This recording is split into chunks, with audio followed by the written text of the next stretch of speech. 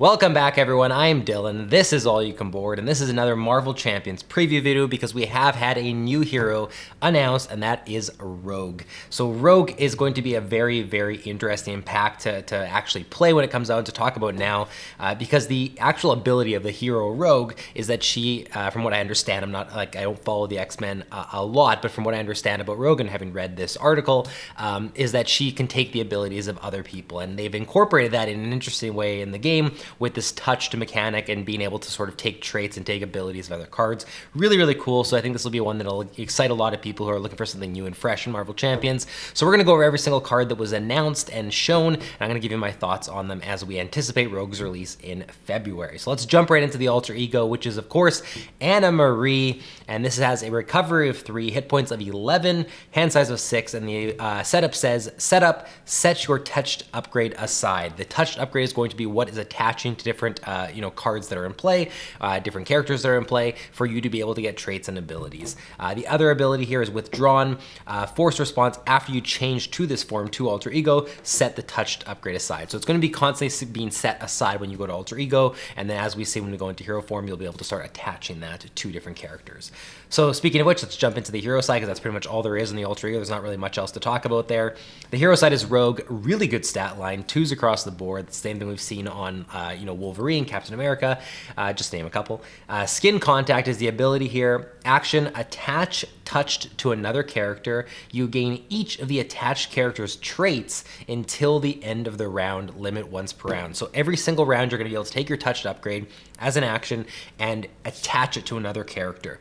As we'll see in a second, it's going to, when we actually get to the touched card, there's some other things that come into play with it, but one of the things you're going to get is the traits of the character that you are attaching to. Now, that is a little bit situational. It's not always going to matter, but being able to grab other traits is going to open the door for some really cool deck building possibilities and some really cool combos with other characters that you're playing with, especially in multiplayer. So that's really, really neat. Just the first exciting thing to come out of touched. Force response here, after the player phase begins, find touched and set it aside. So even if it is attached on the previous turn, it is always going to be set aside, and you're going to have to reattach that. You're constantly going to be kind of jumping touched around to different characters depending on what you want to accomplish that turn. That is the hero and alter ego. Let's, of course, talk about touch, because that's the big thing that is coming with this pack that we've been talking about. So touched is an upgrade that says if touched is attached to A, and there's 4 different options, and it's going to give you different things depending on which one it's attached to. First off is a minion. If you attach touch to a minion, Rogue's attacks gain overkill. Awesome, obviously, because if it's you're specifically going to want overkill when you're attacking minions, so then you're going to get touched back, and you're going to hopefully overkill on that minion into the villain. If you attach to the villain, Rogue now gains Retaliate 1. Pretty good as well. Ally, Rogue gains the aerial trait, which is really interesting. You can again, that might be something that's really exciting to you if you enjoy building around the aerial trait and just incorporate that into your deck building. Otherwise, maybe not going to be that big of a deal. But as we'll see when we get into other stuff, having the aerial trait in this pack, or essentially having touched on an ally, is going to power you up in different ways.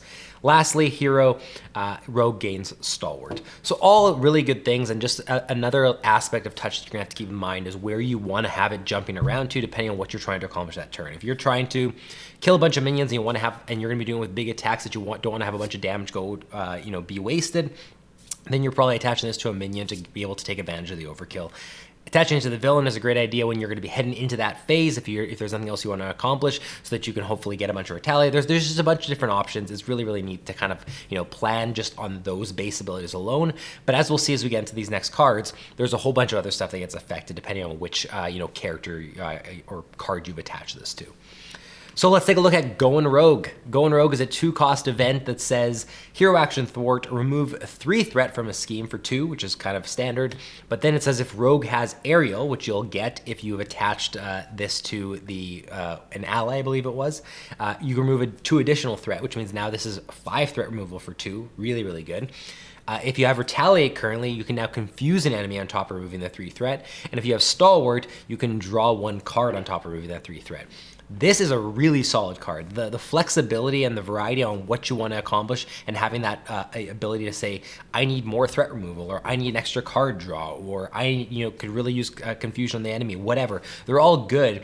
Being able to kind of plan which one is going to be most effective for you that turn is really, really solid. And of course, those all tie into whether you've gained Retaliate from attaching touch to the villain or gained Aerial from attaching it to an ally, etc. So again, it really is going to matter where you're putting touched every single turn, depending on what cards are in your hand and what you're looking to accomplish. Next up, we've got Southern Cross. This is a 3-cost event. A similar thing going on here. Hero action attack deals 6 damage to an enemy, so that's 6 damage for 3. Not the best we've seen, but not bad by any means. However, if you have Aerial, this now does an additional 2 damage, which means it's 8 for 3. Really, really solid. If you have Retaliate, now it's stun and do 6 damage. And if you have Stalwart, it's draw a card and do 6 damage. Once again, that flexibility can't be understated. Like, to be able to say, right now, I could really use a bigger swing. I want to do 8 damage for 3. Right now, I only need to do 6, and I could really use that extra card draw. I could really use stunning an enemy, so I'm safe on the next turn. That flexibility on a card that has so much damage potential and potential all around is just makes it such a solid card. So Southern Cross is really, really good. I think that's going to be kind of a staple of our hero cards, especially for someone like me who gravitates towards some of these heavier hitting cards. Especially when you think about the fact that this comes in a protection deck, having something that can deal 8 damage for 3 is a huge deal. Bulletproof Belle. 1-cost event, hero interrupt, defense, when an enemy with touched attached to it attacks, prevent all damage from that attack, and gain a tough status card. This is a ridiculously solid card. You are obviously going to try to plan to put touched on an enemy that you are expecting an attack from and leave it there going into when they're going to attack. That is not a hard thing to do, and this only costs 1, which means it's not going to be hard to pull off, using this card and still leaving yourself with something to do on your next turn. As a defense event, to prevent all that damage and get a tough status card for 1 is a ridiculous value card. So to me, this is phenomenal. Again, like maybe slightly situational because you have to plan where touch goes, but not in a way that's going to prohibit it from having the strength that we're talking about here. This is a really powerful card, and for someone who loves defense like me, really exciting card that I just can't wait to use. Okay. This is by far the most interesting card in the entire pack. I mean, I shouldn't say by far for everyone, but for me, by far. This is called Superpower Adaptation. Super, super cool card.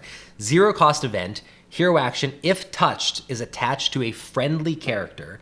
Doesn't have to be your own, it could be another player if you're playing multiplayer, that's the key here. Search its owner's discard pile for an event that belongs to the same classification as that character, which is either identity specific, one of the hero specific cards, an aspect, or basic, and add that event to your hand. This means that if you're playing multiplayer, like you can do this on your own cards and it's essentially just grabbing you extra cards from the discard pile and it's still good for 0. But when it really starts to take off is the fact that if you're playing in multiplayer and I'm playing with Captain America and I attach this to a friendly character, belonging to the owner that is using that Captain America deck, I might be able to go grab a Captain America card, bring that to my hand as Rogue, and now use that. That opens up so many possibilities. There's no way we could possibly go over them all here. Needless to say, it makes this card specifically amazing in multiplayer, not necessarily always because it's going to be ridiculous power level to do this, but because it's going to be so much fun to be able to grab cards that you otherwise would never have access to as Rogue into your hand as Rogue and now be able to pull off things that you were not expecting to be able to do, combos that shouldn't be possible. Like, I love this card. I think that having that kind of game-breaking mechanic in a way to say I can use cards I normally shouldn't be able to use as Rogue fits the theme. It's what should be available for Rogue. Honestly, I wish that there was more of that even beyond just this single card to be able to start grabbing other friendly character stuff, because this is just super, super cool.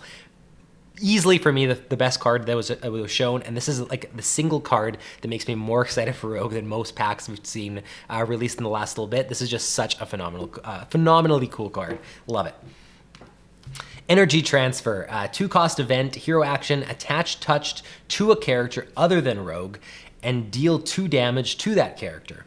Heal 2 damage from Rogue and ready her as well. You gain each of the attached character's traits until the end of the round. Lots going on in this card. So for 2, you're essentially dealing 2, healing 2, readying your character, and gaining some traits.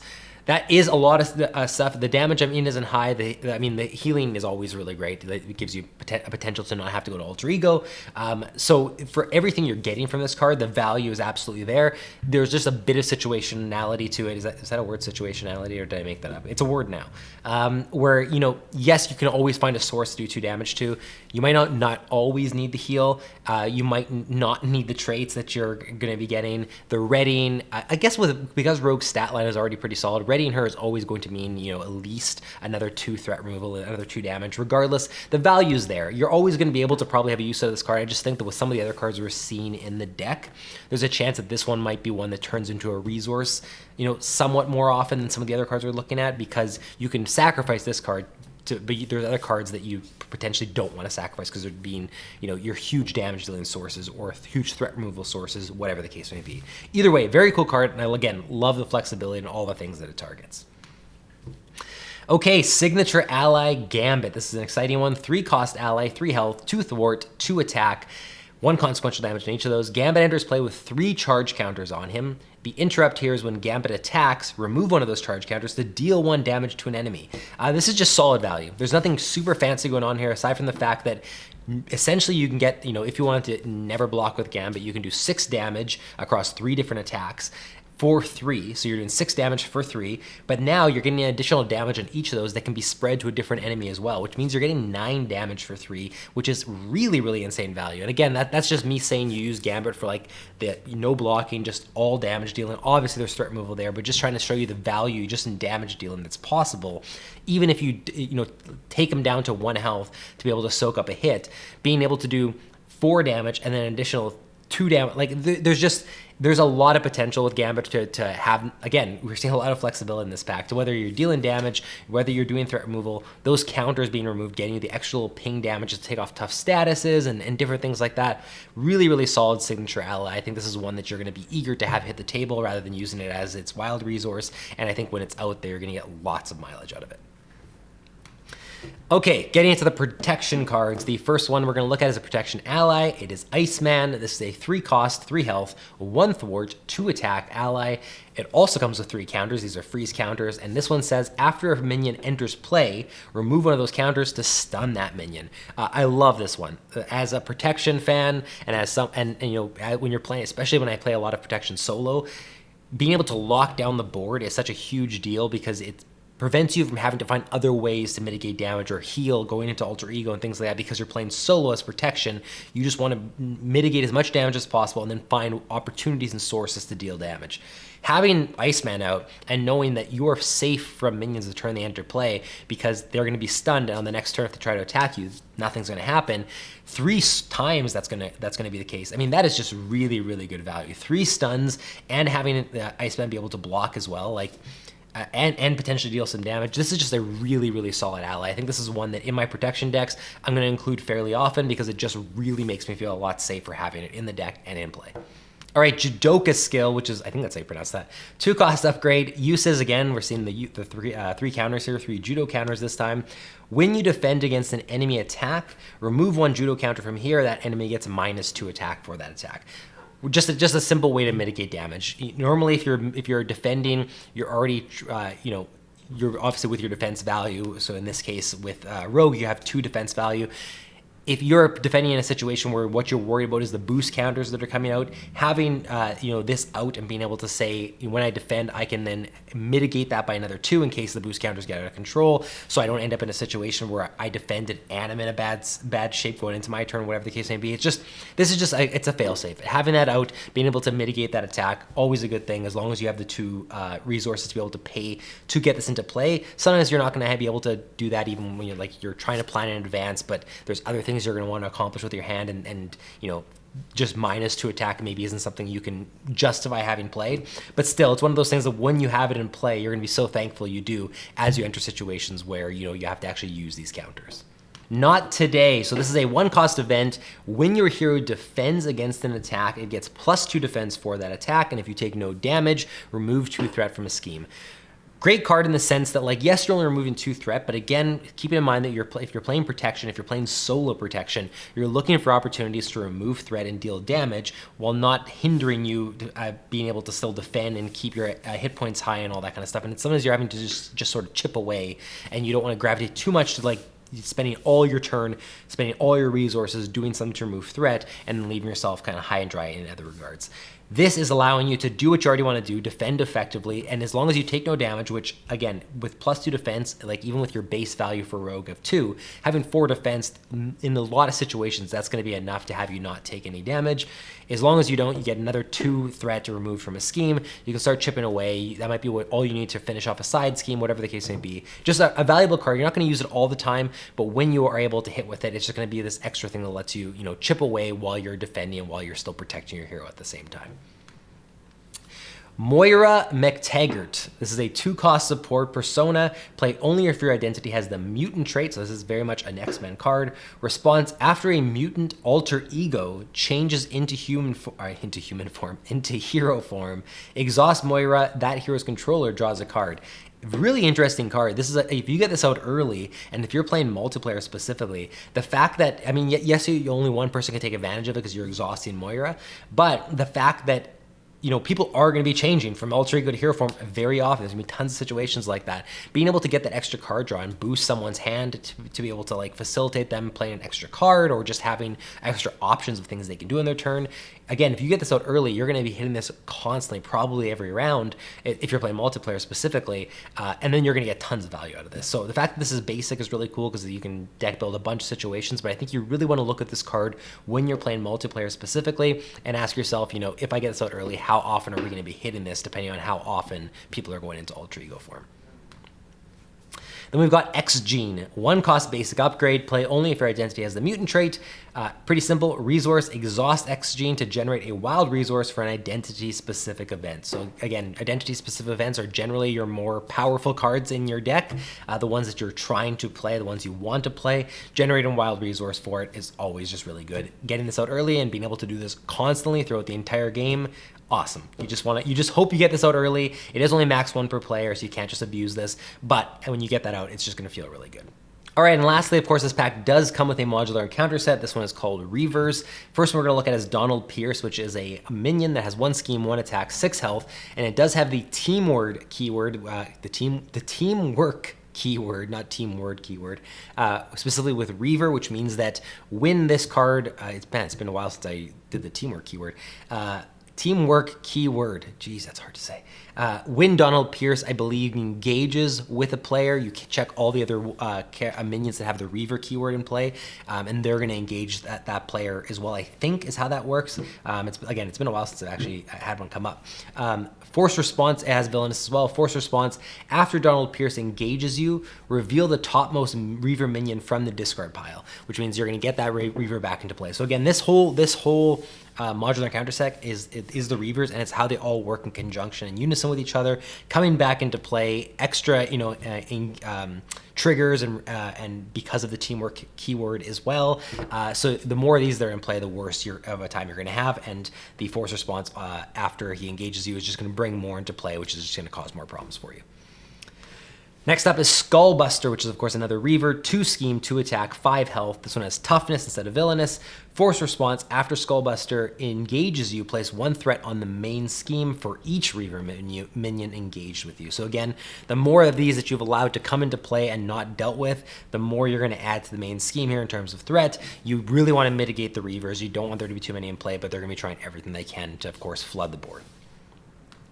Then we've got Bonebreaker, 1 scheme, 3 attack, 5 health, also teamwork, also toughness. Force interrupt: after Bonebreaker engages you, take 1 indirect damage for each Reaver minion engaged with you. So it's like the last one we just looked at. Instead of this one adding threat to the main scheme, this one's going to be doing indirect damage to you. Same thing as the other one, though. You really want to mitigate how many Reavers are in play. Then we've got Wade Cole, 1 scheme, 2 attack, 3 health, teamwork, Reaver, no other keyword here except for when revealed, search the encounter deck and discard pile for a copy of the Cybernetic Enhancements attachment and attach it to Wade Cole.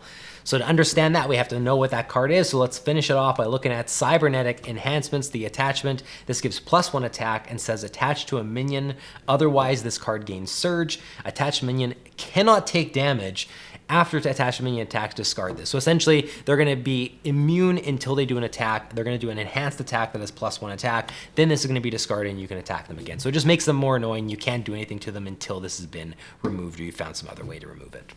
That is the Rogue Hero Pack for everything we've had revealed from it so far. Like I said, a really, really exciting pack, mostly because of the Superhuman Adaptation card, Superpower Adaptation card, is just such an exciting card. Like I said, I almost wish that there was even more opportunities to grab other cards from other players and put them into your hand beyond that one card that we're getting. I guess I don't know how many copies are going to be in there, but I can't imagine it's going to be like 3, but that would be amazing.